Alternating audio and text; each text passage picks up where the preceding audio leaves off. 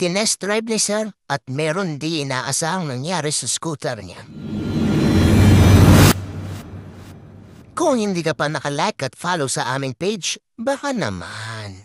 Kami ang kasangga mo dyan, maintenance, change oil, tune-up sa oras, gulong mo, makina mo, alagang wagas. Tara pag-usapan natin kung anong nangyari sa motor ni Sir at ano ang inabay niya dito sa Moto Tires. Pag-usapan natin ang basic maintenance package at ang mga include dito.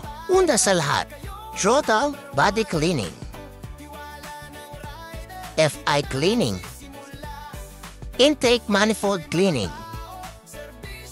ultrasonic cleaning, CVT cleaning, air filter cleaning, spark plug check, brake pad check, brake shoe check, diagnose, reset ECU, tune up, engine bay cleaning.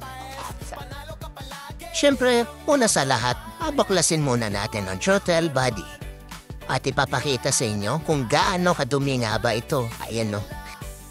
Pagkatapos alisin ng mekaniko ang throttle body at intake manifold sa makina, isasalang ito sa ultrasonic machine.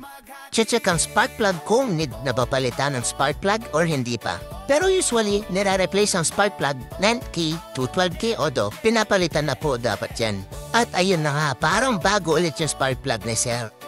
Pagkatapos nito, babaklasin natin ng CVT cover at isa-isahin natin aalisin. Front pulley, roller set, clutch bell, clutch shoes, metal spacer, washer, bolts. At syempre, pagkatapos nito, isasalang din sa ultrasonic machine. Ayun no, yung throttle body at manifold sobrang linis na din. Ang PMS ay regular na check-up at linis ng scooter mo para iwas biglang sira sa daan, mas tipid sa gas, mas smooth na takbo, mas mahaba ang buhay ng makina, ligtas at reliable sa biyahe. Ito ang maganda sa Moto Tires. Meron pa engine bay washing. Dito mo lang makikita yan sa Moto Tires kaya ang di inaasahan ni Sir, parang brand new na ulit ang motor niya.